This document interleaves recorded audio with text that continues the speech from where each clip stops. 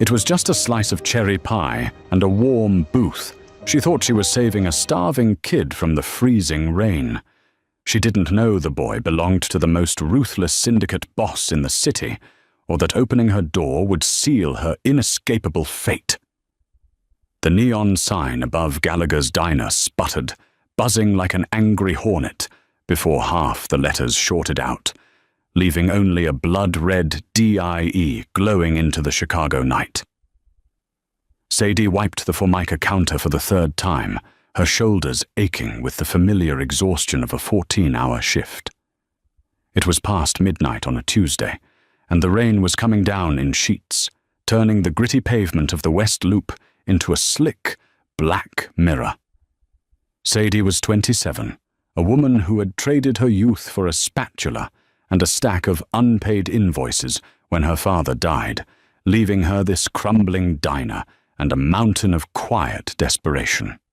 She reached up to turn the deadbolt on the glass door when movement caught her eye. Huddled against the brick exterior, tucked beneath the narrow overhang of the roof, was a child. Sadie froze. The boy couldn't have been older than 8. He was entirely drenched, his dark hair plastered to his forehead, shivering violently in the bitter October wind. But it wasn't just the cold that made Sadie's breath hitch. It was the darkening purple bruise swelling over his left cheekbone. He wore a navy peacoat that looked tailored and expensive, far too expensive for this neighborhood, but it was torn at the shoulder, smeared with mud and what looked unmistakably like dried blood. She didn't hesitate. Survival instincts in this part of town usually dictated minding one's own business, but Sadie threw the deadbolt and pushed the door open against the howling wind. "Hey!" she called out. "You're going to freeze out here. Come inside." The boy didn't flinch. He slowly turned his head, and Sadie felt a strange chill that had nothing to do with the weather. His eyes were a piercing, icy grey, and they lacked the wide, panicked look of a lost child. Instead, he calculated. He assessed the empty diner, the exhaustion on Sadie's face, and the warm glow of the overhead lamps before silently stepping over the threshold. "Sit anywhere," Sadie said gently, locking the door behind him and pulling the blinds down. "I'll get you a towel." When she returned from the back room, he had chosen a booth in the farthest corner, his back to the wall, giving him a clear view of both the front door and the kitchen. It was the tactical seating choice of a seasoned cop, not a second grader.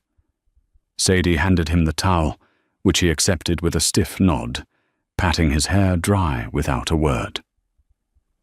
"I'm Sadie," she offered, pouring him a mug of hot cocoa and sliding a heavy plate across the table. On it sat a double cheeseburger, fries, and a thick slice of her signature cherry pie. "What's your name?"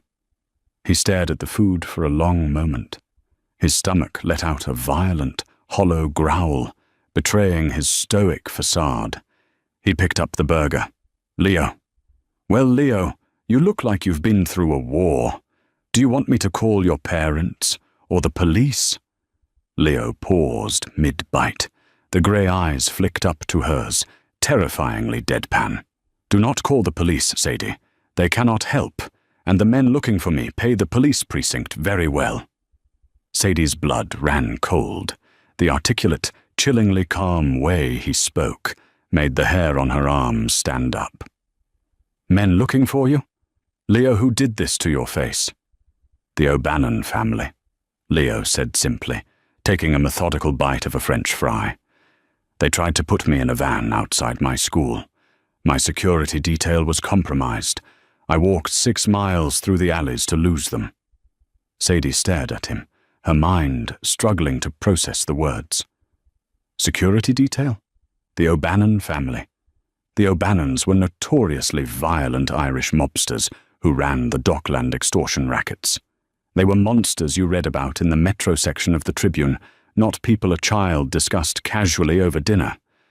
Before Sadie could reach for the landline behind the counter, a low, mechanical rumble vibrated through the diner's floorboards. Headlights slashed through the gaps in the blinds, blindingly bright. 2 matte black Lincoln Navigators and a heavily armored Mercedes G-Wagon had just jumped the curb, boxing in the front of the diner. Panic seized Sadie's chest. She grabbed Leo's arm. "Get to the kitchen. Hide in the walk-in freezer now." Leo didn't move. He wiped his mouth with a paper napkin, his posture relaxing for the first time since he walked in. "It's okay," the boy said quietly. "He found me." Heavy car doors slammed shut in unison. The silhouettes of at least a half-dozen massive men moved toward the diner. Sadie backed away, her heart hammering against her ribs like a trapped bird. A heavy fist pounded once on the glass. The lock clicked, completely useless against the brute force applied to it, and the door was shoved open, letting the storm inside. The air in the diner instantly shifted, growing suffocatingly dense as the men entered. They were dressed in impeccably tailored dark suits, rain beading on their broad shoulders. Their eyes scanned the room with lethal efficiency, hands resting casually near the bulges beneath their jackets. Then, the crowd of enforcers parted. The man who stepped through the doorway commanded the room without making a sound. He was tall, well over 6 feet, radiating a dark, coiled energy that made the oxygen seem to evaporate from the space. He wore a bespoke, charcoal Brioni suit, his dark hair slicked back from the rain. His jawline looked carved from granite, but it was his eyes that stole Sadie's breath. They were the exact same icy, piercing grey as the boy's. This was Roman Costa. Even Sadie, who tried to keep her head down and her nose out of the city's underworld, knew that name. Roman Costa was the undisputed king of the Italian syndicate in the Midwest. He owned politicians, judges, and practically the entire skyline.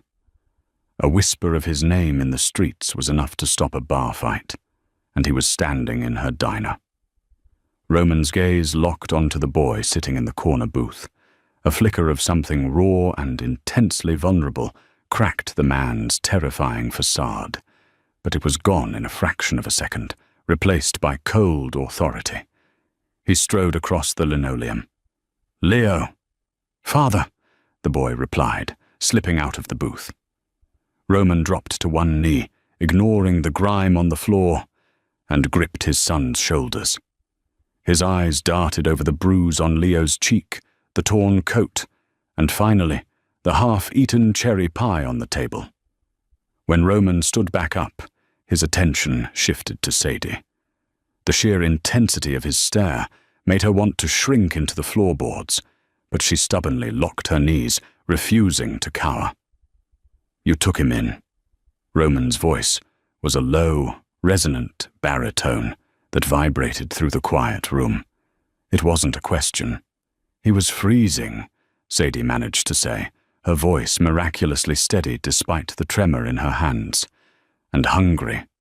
Roman's right-hand man, a scarred enforcer named Dante, stepped forward, eyeing Sadie with deep suspicion. "She could have tipped them off, boss. O'Bannon's men lost his trail 2 miles from here. It's too convenient." Roman held up a single, gloved finger. Dante instantly fell silent and stepped back. Roman slowly approached the counter where Sadie stood. He pulled a silver money clip from his breast pocket, the wad of cash thick with $100 bills. He peeled off 500s and laid them flat on the counter. "For the meal," Roman said softly. "And your discretion."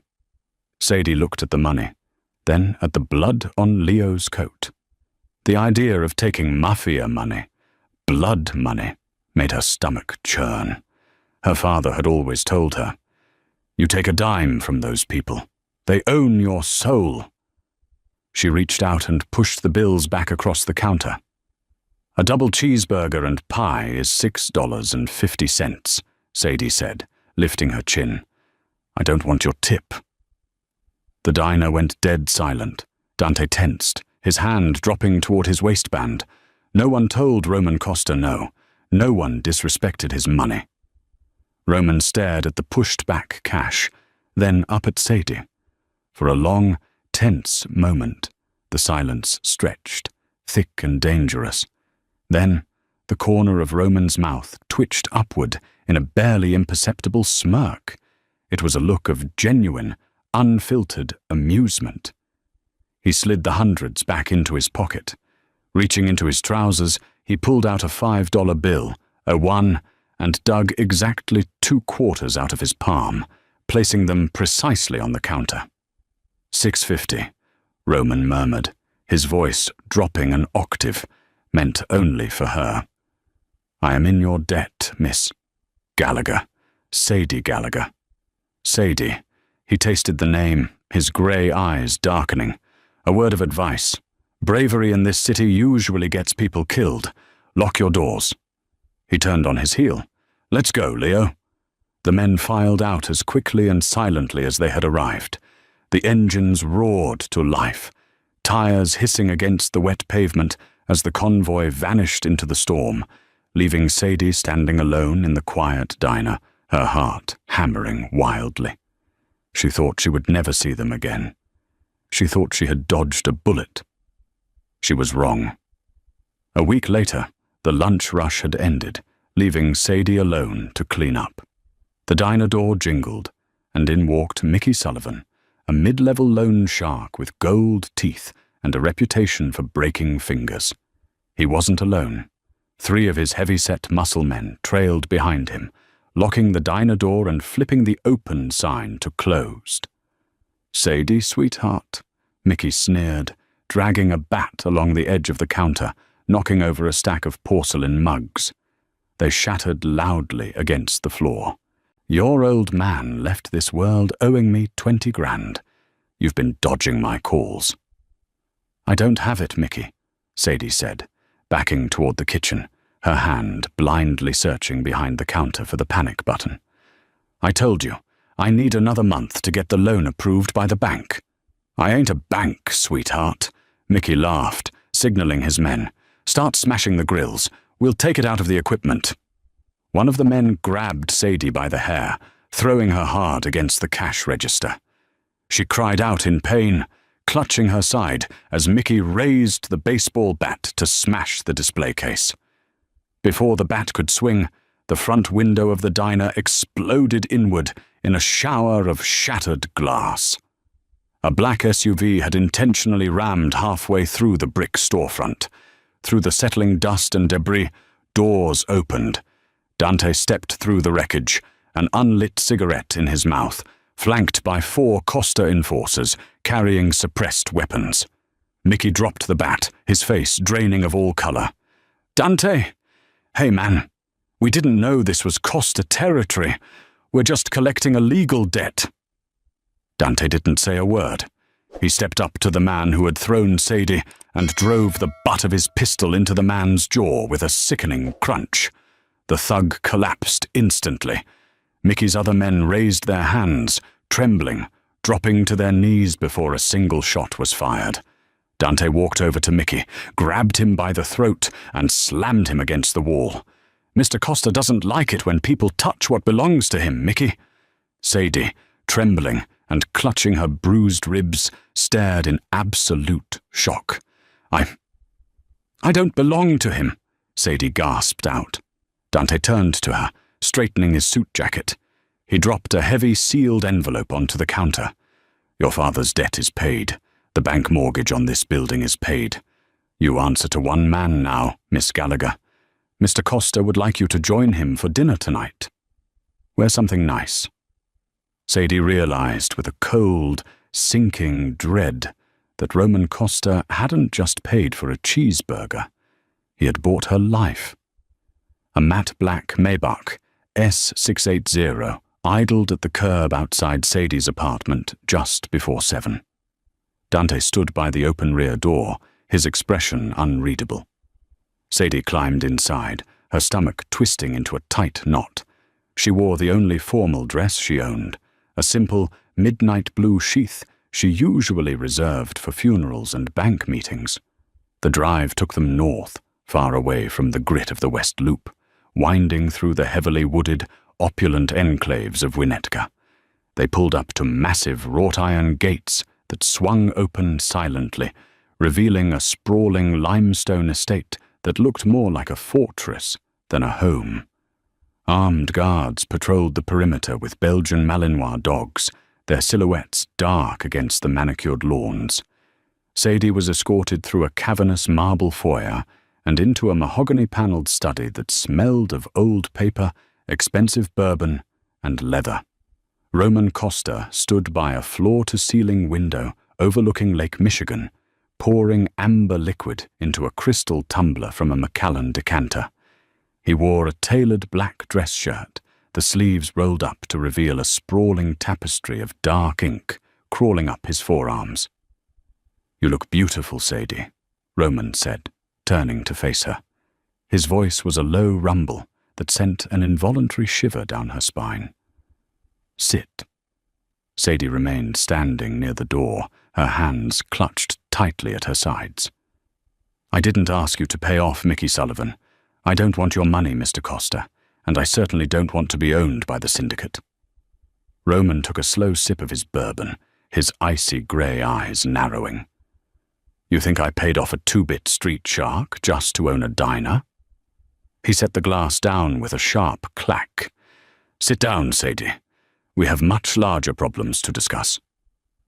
Reluctantly, she took a seat in a high-backed leather wing chair. Roman paced to the other side of his massive oak desk.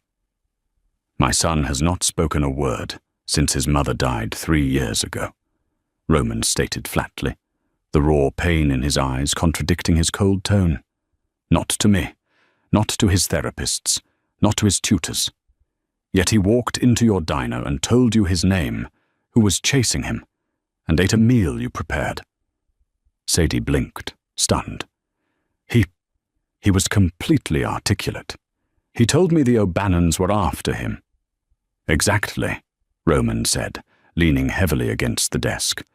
"And that brings me to my second point. Did you ever wonder why Liam O'Bannon's men lost Leo's trail exactly 2 blocks from Gallagher's diner? Or why Leo ran in that specific direction? Because it was raining. He just needed shelter." Roman shook his head slowly. He pulled a thick manila folder from his drawer and tossed it onto the coffee table in front of her. "Open it." Inside were bank statements, property deeds, and grainy surveillance photos. Sadie stared in horror at a photograph of her late father shaking hands with Liam O'Bannon in a dark alleyway behind the diner. "Your father wasn't just in debt to Mickey Sullivan, Sadie," Roman explained, his voice softening slightly as he watched her world crumble. "Mickey was a front. Your father was laundering money for the O'Bannon cartel through the diner's supply accounts. He owed them nearly $2 million when his heart gave out. The diner is sitting on top of an old Prohibition-era smuggling tunnel that connects straight to the shipping yards. The O'Bannons have been using it to move weapons right under my nose." Sadie felt the blood drain from her face. Her sweet, overworked father, a cartel launderer. The realization hit her like a physical blow. No, he wouldn't. He just made pie. He was just a cook. He was a desperate man trying to keep his business afloat, Roman corrected gently. But the O'Bannons don't forgive debts. They were going to use Leo as leverage against me to secure control of the entire West Loop. And when they realized Leo had sought refuge in a building, they technically control through your father's debt. They realized they could kill 2 birds with 1 stone. Before Sadie could process the magnitude of the danger she was in, the heavy oak doors of the study burst open. Dante stormed in, his suit jacket off, an MP5 submachine gun strapped across his chest. "Boss," Dante barked, his face grim. "Perimeter is breached. The O'Bannons sent a hit squad. They bypassed the main gate with a garbage truck packed with C4. They're on the lawn." A deafening explosion rocked the estate, shattering the reinforced glass of the study windows. Roman threw himself across the room, tackling Sadie to the floor, just as a hail of bullets shredded the leather chair she had been sitting in seconds before. "Where is Leo?" Roman roared over the deafening sound of automatic gunfire tearing through the estate. Plaster dusted down from the ceiling like snow as Roman shielded Sadie with his own body. "Safe room in the basement with the nannies," Dante yelled back, returning fire through the shattered window. "But they're swarming the West Wing. We're outnumbered, boss." Roman pulled a Glock 19 from his waistband, his face a mask of absolute, terrifying fury. He looked down at Sadie, his grey eyes locking onto hers. "Do not leave my sight. Do you understand?" Sadie nodded, her heart hammering wildly against her ribs. In that moment of sheer chaos, looking at the ruthless mob boss who was risking his life to shield a waitress, something shifted inside her. She wasn't just a victim caught in the crossfire anymore. Her father had built those smuggling tunnels.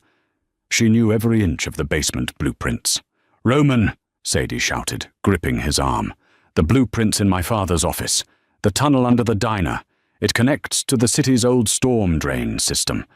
If the O'Bannons are using it, they have to have an access point near the Wacker Drive outflow. You can flank them." Roman's eyes widened slightly in realization. It was a tactical advantage no one else knew about. He hauled her to her feet, keeping her behind his broad frame as they moved out into the hallway. The sprawling Winnetka mansion had turned into a war zone. Smoke billowed through the corridors, and the sharp scent of cordite burned Sadie's lungs. Roman moved with lethal precision, dropping 2 O'Bannon thugs who rounded the corner with ruthless efficiency.